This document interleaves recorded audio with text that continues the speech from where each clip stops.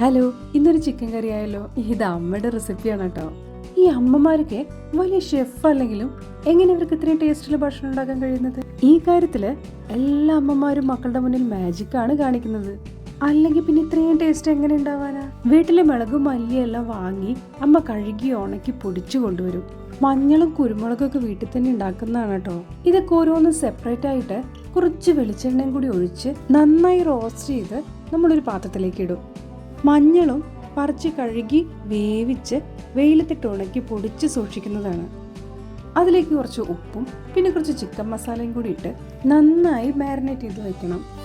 ഈ പൊടികളൊക്കെ വറുത്ത ആ ഒരു മണം ചിക്കനിലേക്ക് പിടിച്ച് സെറ്റാകുമ്പോൾ ചിക്കനിൽ ഉപ്പും മുളകും ഒക്കെ നന്നായി പിടിച്ചിട്ടുണ്ടാവും. ഇതിപ്പോൾ കുറഞ്ഞത് അരമണിക്കൂറെങ്കിലും വെക്കണം. ഇതാണ് ഇവിടുത്തെ കട്ടിംഗ് ബോർഡ്. ഒരുപാട് വർഷം പഴക്കമുള്ളതാ. ഒരുപാടെന്ന് പറഞ്ഞാൽ ഒരുപാട്. ഇതിന്റെ പേര് മരിക എന്നാണ് കേട്ടോ.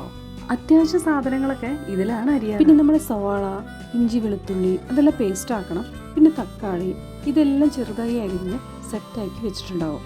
പിന്നെ ഒരു ചീനച്ചട്ടി എടുത്ത് അതിലേക്ക് കുറച്ച് എണ്ണ ഒഴിച്ച് സവാളയും വെളുത്തുള്ളി ഇഞ്ചി പേസ്റ്റും തക്കാളിയും എല്ലാം ചേർത്ത് വഴറ്റിയെടുക്കണം. ഇതെല്ലാം വഴന്നു വന്നാൽ നമ്മൾ ചിക്കൻ ഇതിലേക്ക് ചേർക്കും. ഇനിയുള്ള കാര്യപരിപാടികളൊക്കെ നമുക്ക് വിറകടുപ്പിലാണ് പാകം ചെയ്യുന്നത്. ഇവിടെ വിറക് ധാരാളം കിട്ടുന്നതുകൊണ്ട് പുറത്ത് വിറകിന്റെ ഒരു അടുപ്പുണ്ട്.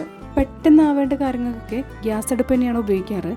കൂടുതൽ സമയം വേണ്ടതിനൊക്കെ വിറകടുപ്പാണ് ഉപയോഗിക്കാറ്. കറി സെറ്റായി കഴിഞ്ഞാൽ ഇതുപോലെ ഉപ്പ് നോക്കാനെന്ന വ്യാജേന നിങ്ങൾ ഇതുപോലെ ചൂടോടെ എടുത്ത് കഴിക്കാറുണ്ടോ? ഉണ്ടെങ്കിൽ താഴെ കമന്റ് ചെയ്യൂട്ടോ.